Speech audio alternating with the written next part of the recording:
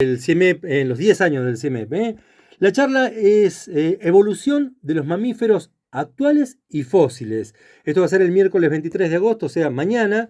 No sé por qué hago para Triqui, si es para allá. 23 de agosto. Mañana. Sí, Es en la otra avenida. 18 a 19, 30 horas en el Salón de la Cooperativa, ya señalaba para cualquier lugar. Y está, como decimos siempre, abierto para todo el público en general, más allá de las cuestiones de los investigadores e investigadoras. Tenemos aquí a dos miembros del CIEMEP. Por un lado, el director Pablo Pesac, que ha venido a charlar con nosotros aquí. Muchas gracias, Pablo, por ¿Qué venir. tal? No, gracias como siempre al espacio que nos dan todo el tiempo, muy agradecidos. Y bueno, en este momento yo estoy como director del CIEMEP.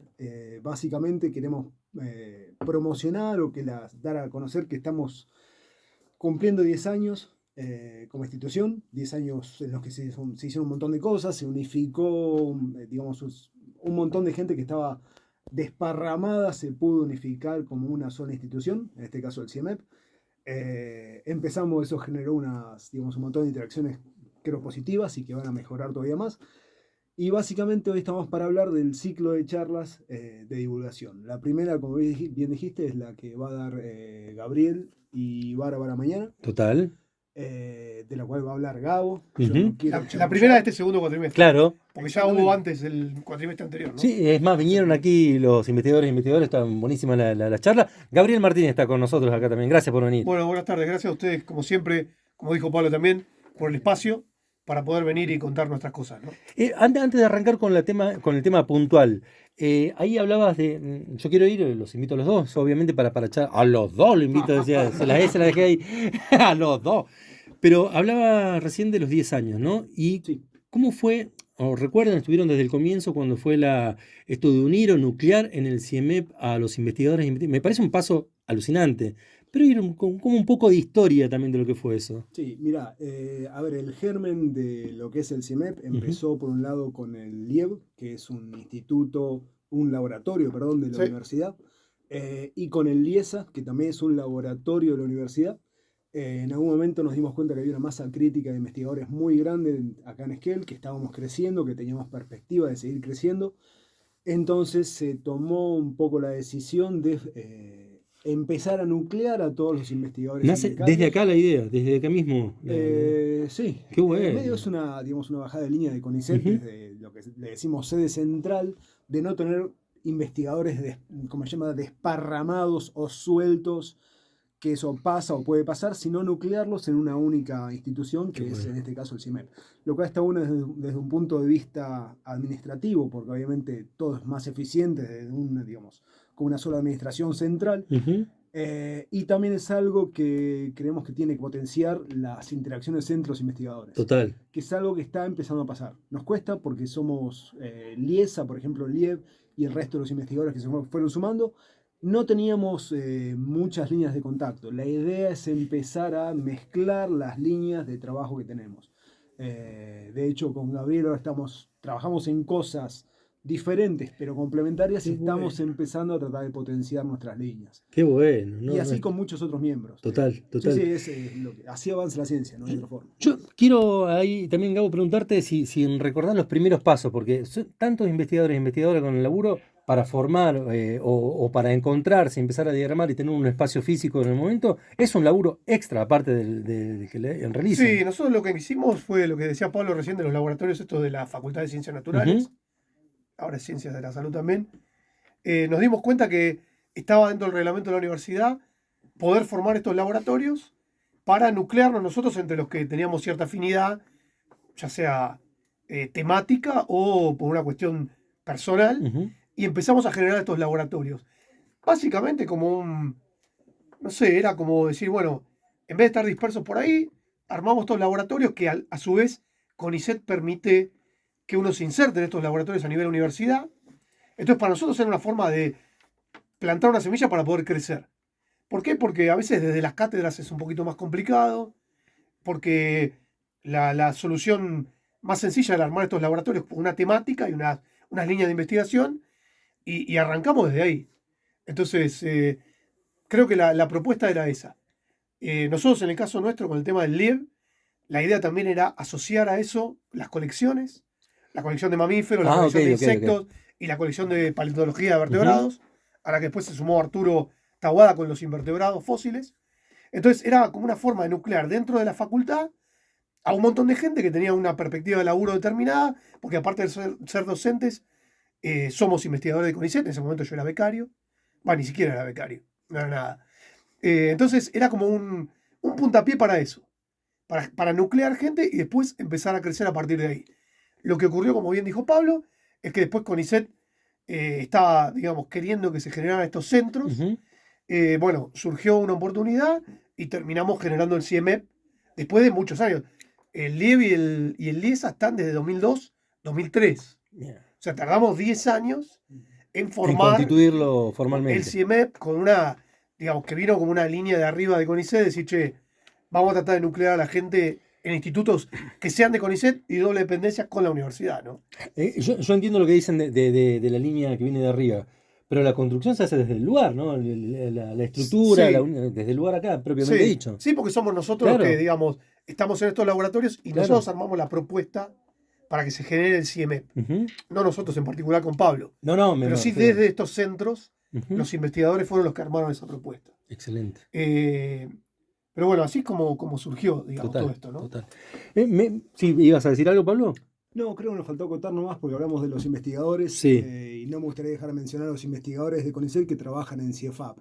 Pero como Total. trabajan en una línea, digamos, de investigación muy diferente y muy especializada, digamos, tienen su propia institución que es el CIEFAP. Nada más que eso. Sí, no, ni hablar. Son invitados seguidos aquí en Radio Nacional de Esquel, Exacto, pero si no queda que los investigadores de CONICET somos los del CIEMEP, No, pero en no. realidad no.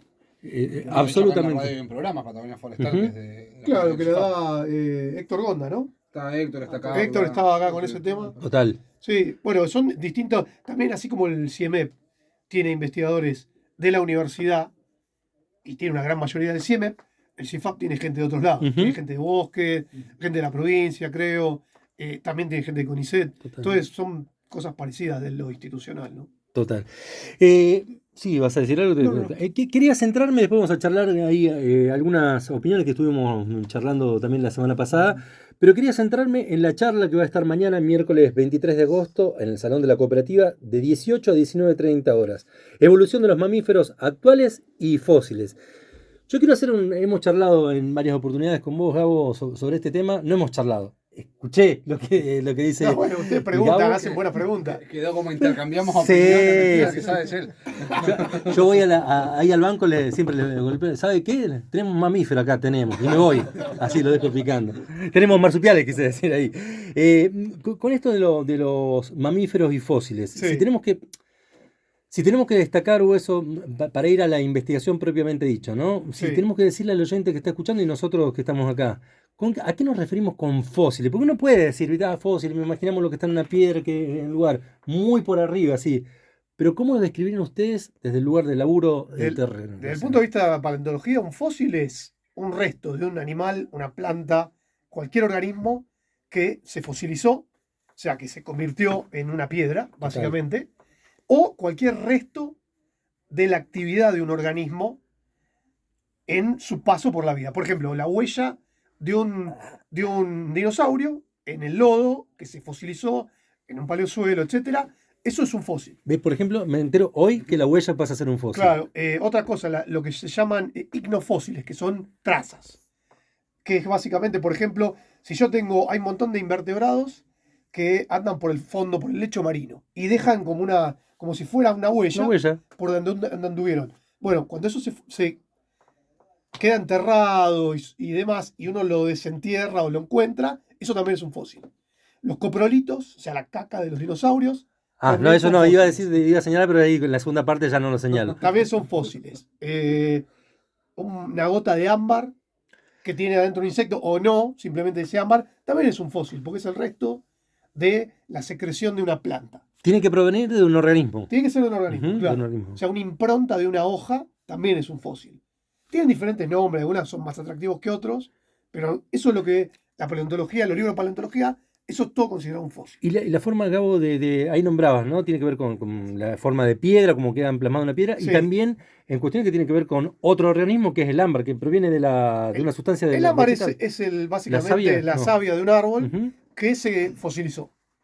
Entonces es básicamente el resto de la savia que durante mucho tiempo quedó ahí preservado y forma ese ámbar, ¿no? Y del desconocimiento que tenemos, por lo menos en lo personal, si hablamos de fósiles, ahí, no te digo exactamente, pero ¿desde cuántos años aproximadamente hacia atrás uno puede empezar a considerar que hay restos fósiles? No es una huella fósil. ¿Cuánto tarda una fosilización? ¿Está bien dicho fosilización? Sí, lo que pasa La que, pegué, lo loco. que pasa que ahí depende mucho de a qué vas a considerar, pero digamos, las trazas Las trazas. más antiguas de invertebrados en una roca tienen cerca de 4.000 millones de años. Que eso lo encontrás en Groenlandia, por ejemplo, ahora. Las más antiguas ahora, antes eran en Australia, ahora son en Groenlandia. Va cambiando porque, a ver, lo que pasa con eso es, la Tierra se va modificando, ¿no? Yo quiero ir a conocer eso. Lo- digamos, esas son trazas porque son como restos de la actividad de estos seres primitivos Qué locura. y cómo modificaron esa piedra, por Ujú. decirlo. Ahora es piedra, ¿sí? Entonces, esas son las trazas de estos fósiles primigenios del Arqueano, hace 4.000 millones de años. Ahí hablando. Claro. Pero bueno, después tenés cosas más modernas, ¿no? Las primeras células, los primeros vertebrados, los primeros invertebrados, todas esas cosas van apareciendo en el registro fósil y gracias a eso, en materias como la que yo doy en evolución, uno puede hacer un raconto de la vida en la Tierra Total. y de cómo se fue complejizando. No reemplazándose, sino complejizando. Antes eran cosas más sencillas, solamente restos de invertebrados unicelulares, y después se fue complejizando a cosas un poquito más complejas, valga la redundancia, ¿no? Cuando hablan de evolución en la biología, la idea que se nos viene a la cabeza, la de Darwin, pero los primeros dos renglones de un libro a los que no tenemos ni idea, ¿no? ¿De qué hablamos cuando hablamos de evolución? Básicamente eso, de la complejización de los sistemas, Desde lo unicelular hasta lo a lo multicelular hasta como somos multicelular. nosotros, de la aparición de nuevos linajes. Ujú.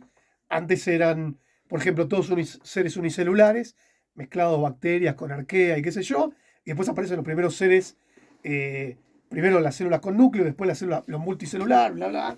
Pero digamos, me estás tomando clase, parece mi clase de No, evolución. no, me alucina porque es un. Es mi clase de evolución No, de alucinante. cuarto año de la universidad. Básicamente, cuando hablamos de evolución, hablamos de eso. La complejización, la aparición de nuevos linajes, nuevas especies, nuevos grupos que aparecen y que a veces se extinguen, ¿no? Sí, sí, Y que no tienen. Por favor, sí, una si puedo charla. meter un Por comentario. favor. Yo una cosa que Yo me alucino con las charlas de ustedes. Verán que. Yo me dedico a algo que se llama cladismo. Te iba a decir. Podemos decir. Te iba a preguntar justo por el cladismo.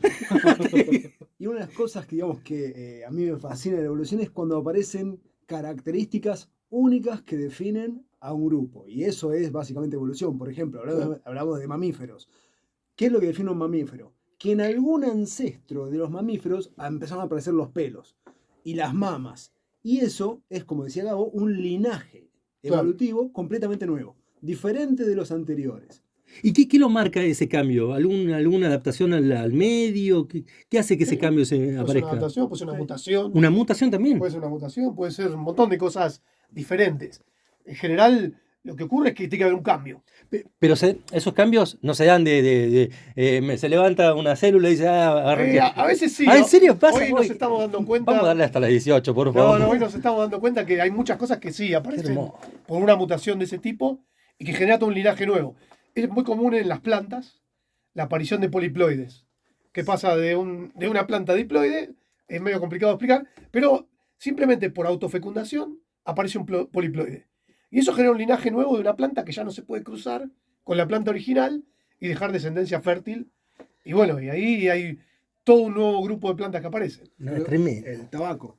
El tabaco es un poliploide. Bien. De que viene la fecundación también de distintas especies de plantitas, ancestro del tabaco, y aparece el tabaco. Pero No. suelen ser cambios evolutivos o mutaciones vinculadas a la necesidad de adaptarse de un, Bueno, eso de un es organismo a... lo que tratamos siempre cuando hablamos de evolución es de no pensar que hay una necesidad de adaptarse. Ajá. En evolución lo que decimos es, surgen estas variedades y la selección natural las va eliminando si no sobreviven y dejan descendencia, digamos. No es que hay una cuestión consciente de un organismo que dice, me voy a adaptar a esto, entonces saco un par de patas más para nadar más rápido. Claro, está bien, ¿Sí? está bien. Mirá, guacho, la adaptación que me pegó Claro, hoy. mirá la que pegué hoy. Tuve anoche flashé, me clavé una Coca-Cola y dije, voy a meterme 2 patas más. No funciona así. Lo que ocurre una mutación de estas, aparece un organismo que tiene una característica morfológica Ujú. determinada, un rasgo, que le permite tener una ventaja sobre el resto. Ese persiste y los otros se extinguen. Y es lo que va pasando continuamente. Algunos organismos persisten durante un poquito más de tiempo, pero encima está todo medio tabulado eso. ¿Cómo sería tabulado? Un investigador, un geólogo, Van Balen, como que sacó los promedios de las tasas de nacimiento y extinción de las especies, y eso está tabulado. O sea, Ujú. por ejemplo, una especie... ¿Como nomenclado, una cosa así? ¿Eso no? Como que si yo te dijera, che, tu vida útil hoy, Una- como ser humano, son 90 años. Ujú. Bueno, la vida útil de una especie son 5 millones de años para un mamífero y son un poquitito más para un molusco, por ejemplo. Entonces, eso lo estudió porque él estudió los fósiles, que se enlaza con la charla que vamos a dar mañana, y sacó los números, la edad entre cuando aparecía uno y desaparecía. Entonces, en función de eso, dijo, bueno, un clado de un molusco vive 8 millones de años. El de un mamífero entre 3 y 5. Y después se extingue, es inevitable la extinción. No, digamos. tremendo, tremendo. Pero bueno. No se nota la pasión que tienen para, No. para transmitir la ciencia. ¿eh? No Yo se diría que nota. vayamos cortando, Sí, ya. sí. Es más, una cuestión que tiene que ver con la última pregunta y vamos derecho a la charla, ¿no? Lo que me pregunto también es si uno tiene que traer el fósil más cercano para ustedes, el conocimiento de investigación, o que le hayan llegado por los papers que leen. ¿Cuál sería uno o varios de los fósiles más cercanos en los tiempos evolutivos de hasta acá, hasta el momento? Más cercano, Más vos decís, cercano. Claro, en el tiempo. en el tiempo. Y algún fósil del Pleistoceno, Que sería o más del o menos. Holoceno y 1 millón de años, un poquito más, un poquito menos. Eso es lo más. Después hay lo que nosotros llamamos subfósiles, que es lo ¿Cómo? que, Perdón. subfósiles, Subfósil. que es algo que uno puede encontrar que tiene 300.000 años, 200.000 años, 10.000 años, qué sé yo, 100.000 años. Esos son, bueno, fósiles, subfósiles. Ahí hay una cuestión Como no se de nomenclatura terminaron- no oficial, digamos. No se ¿no? terminaron de fosilizar del todo. Sí, claro, el reemplazo no es completo. Y por ahí nunca se van a fosilizar. También, Ah, claro. También pasa eso, ¿no? Claro. Sí. Y sí, la mayoría de las cosas no se fosilizan. ¿Qué condiciones? Uy, la última, no, es que me fascina cuando viene. Ya sé lo que viene. ¿Sí? ¿Qué Para condiciones se tienen que dar para que se produzca esa fosilización? Básicamente ¿no? un reemplazo de la estructura de carbono, que es lo que hace a la vida nuestra, Ujú. por una cosa que sea sin carbono, generalmente sílice o silicatos y demás, y se reemplaza la estructura La completa estructura completa. por una cosa que es una roca. Total. Entonces uno lo que encuentra es la misma mandíbula que antes era de hueso, por ejemplo, ahora la encontrás, pero es toda piedra. Ujú. Está reemplazada completo. Para que pase eso, ¿qué tiene que pasar? Y bueno, ese resto tiene que quedar en un lugar donde no se descomponga, donde nada se lo coma. Que no haya erosión Que no de la haya, naturaleza. generalmente lo que no tiene que haber es oxidación, que no haya Oxidación.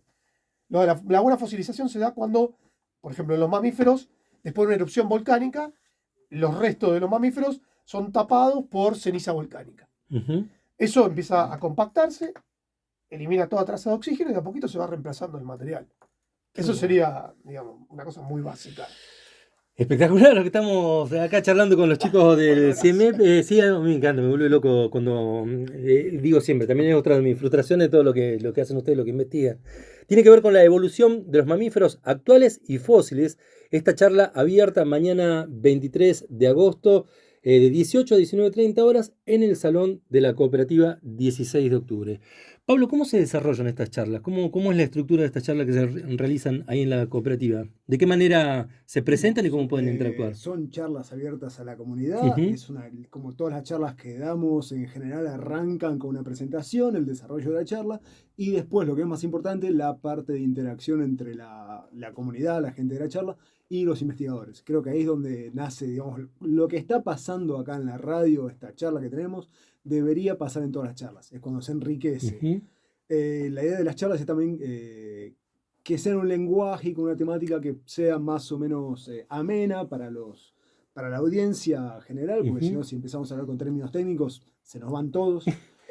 Pero la idea de esto es divulgación para la Divulgación. comunidad. Lo dije en otro medio, A los amantes de la naturaleza, acérquense. Aquellos que son prestadores de servicio turístico, si vos vas, un prestador de servicio turístico que va al parque, que va a Piedra Parada, que vaya a la charla, le va a dar herramientas para bajar el conocimiento de los científicos a su público, al público en general. Guía de Totalmente. turismo.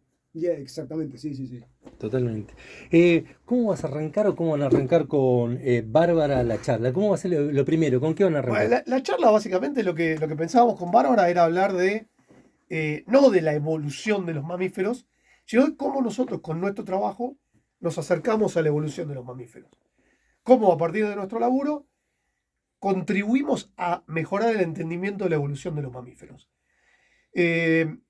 Yo creo que vayan mañana. Sí, no, Pero, no hay que spoilear. pero si no van a ir, la idea es hablar un poco de cómo partimos de preguntas chiquititas, sencillas, cuando empezamos nuestra carrera, a trabajos mucho más complejos o de síntesis o integradores en el estado en el que estamos ahora en nuestra carrera. Ujú. Bárbara y yo somos investigadores independientes de CONICET, que es como un escalafón, no el de base, sino como dos más arriba. O sea, ya hace un tiempito que estamos laburando, ya los dos pasamos también por nuestra beca postdoctoral y la beca doctoral. O sea, entonces, la idea, digamos, de las charlas es mostrar cómo empezamos con estas preguntas sencillas, respondiendo cuestiones, en el caso mío, de los marsupiales, dónde viven, agregando localidades y pavadas de esas, a integrar todo eso en un estudio más complejo que nos permite entender, por ejemplo, una de las cosas que yo estoy haciendo ahora, ver dónde están las zonas en Argentina con la mayor riqueza para conservar mamíferos, para que le sirva al gobierno decir, che, vamos a meter un parque nacional acá, porque acá es donde están la mayoría de los marsupiales, la mayoría de los ratones, la mayoría de los ciervos, de los cánidos. Entonces, eso es un trabajo integrador, que parte de un montón de preguntas. Uno lo puede hacer para mamíferos, para insectos.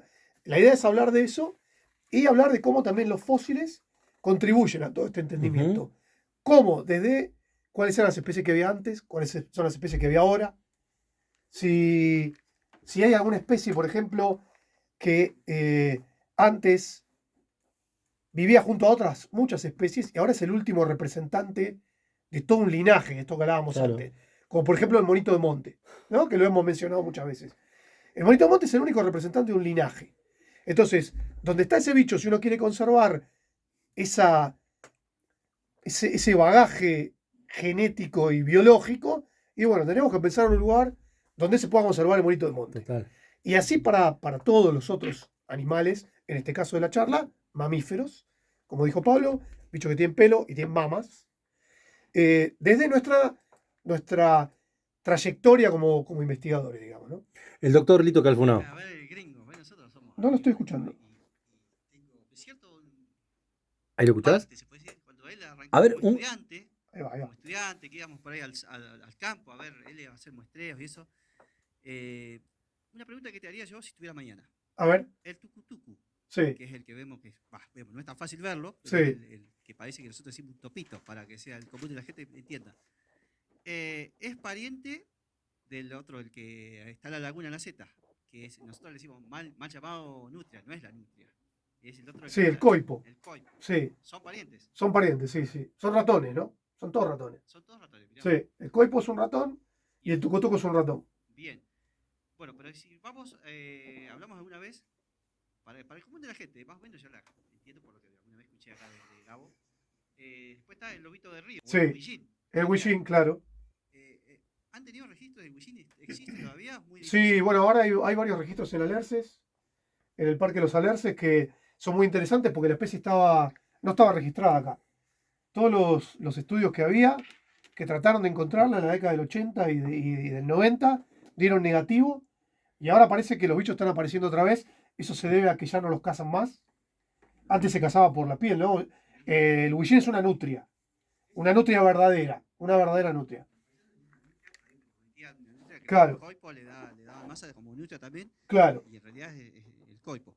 sí. Bueno, Pero huillines hay, digamos, ahora están apareciendo bien. en el Río Grande, y yo lo que interpreto de eso, sin trabajar con esos bichos, es que están viniendo, remontando el río desde Chile, Claro. que es donde son más comunes y todavía quedaban lugares donde había huillines, ¿no? Bueno, ¿y cómo afectó al lobito de río, al al coipo, más que nada, Sí. el tema del bisón.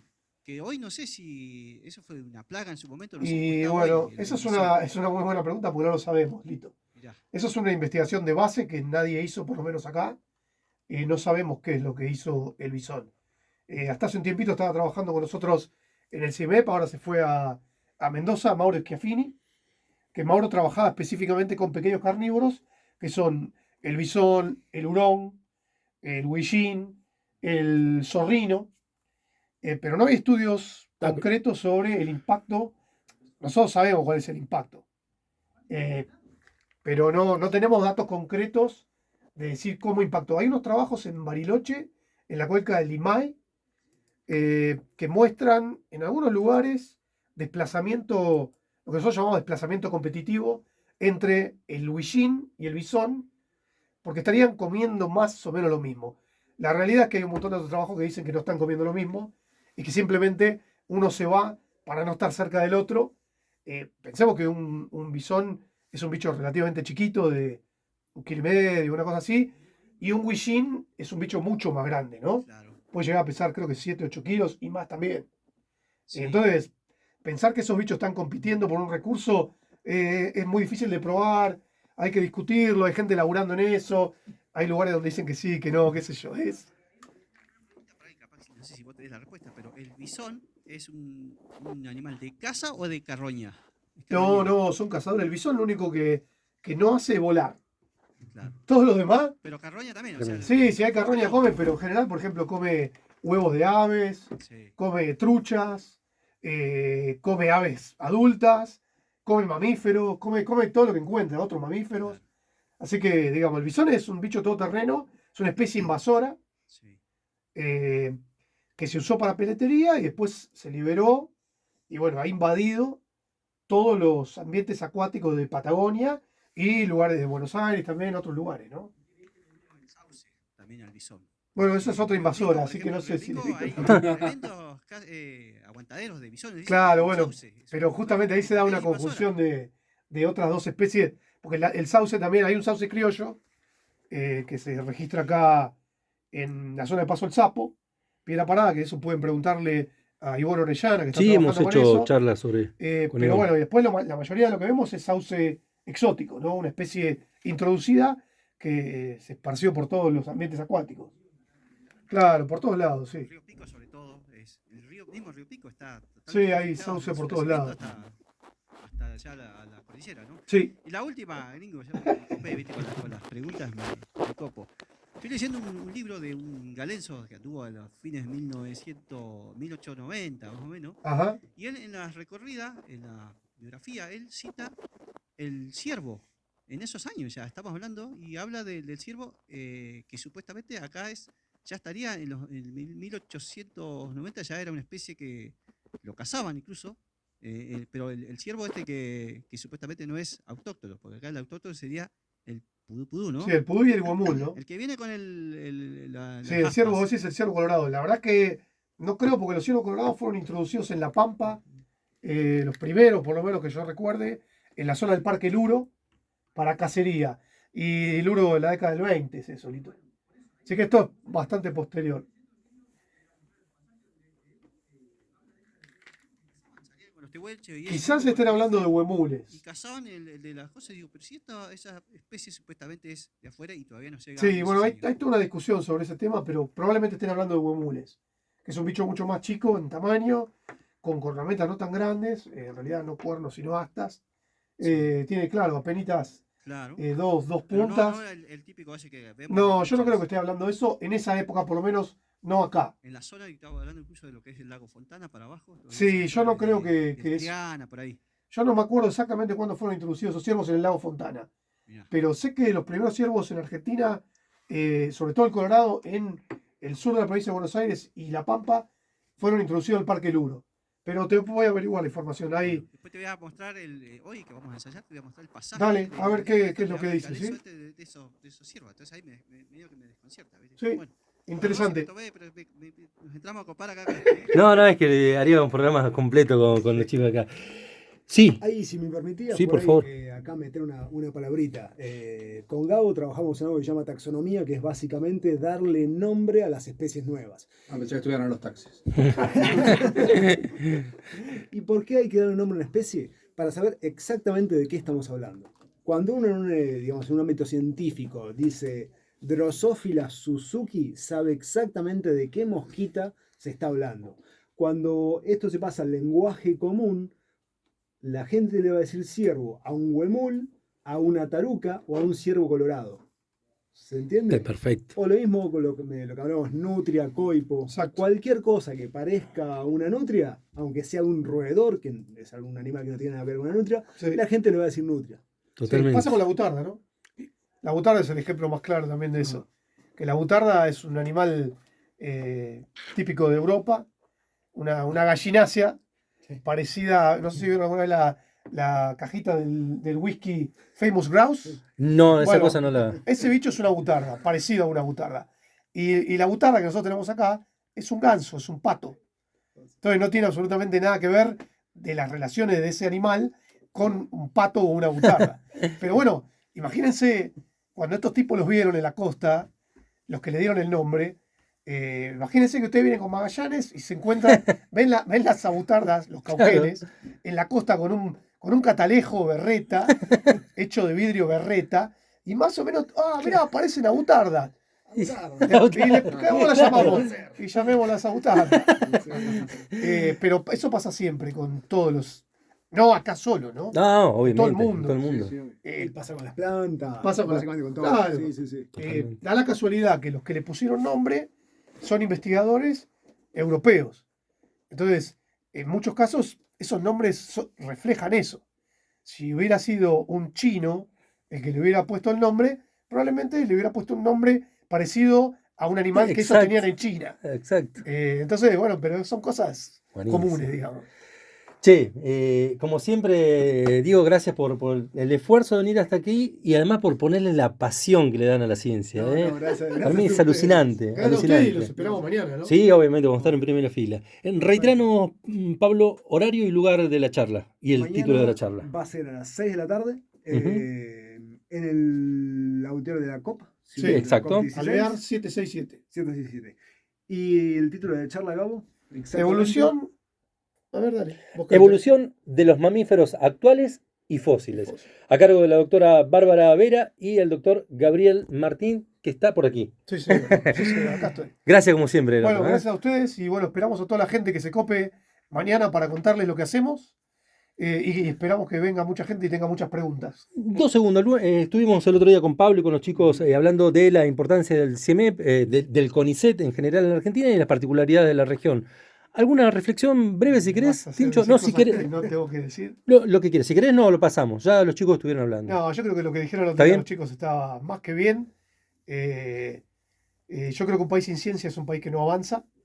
Y es curioso que todos estos modelos de países que se dicen defender a veces no son concordantes con lo que realmente dicen, ¿no? Porque justamente los países del primer mundo son aquellos que tienen más inversión en ciencia, ciencia básica sobre Ujú. todo. Y creo que Argentina siempre estuvo dentro de los países que invirtieron más o menos guita en ciencia y eso se traduce en aunque mucha gente no lo quiera creer, en un mejor Calidad de vivir vida y en una calidad de vida también, mejor seguro. para nuestros habitantes, ¿no? Pero bueno, eso es todo lo que diré en este momento. Gracias, Gabo. Gracias, Pablo. Gracias, ¿eh? chicos. A ustedes. Como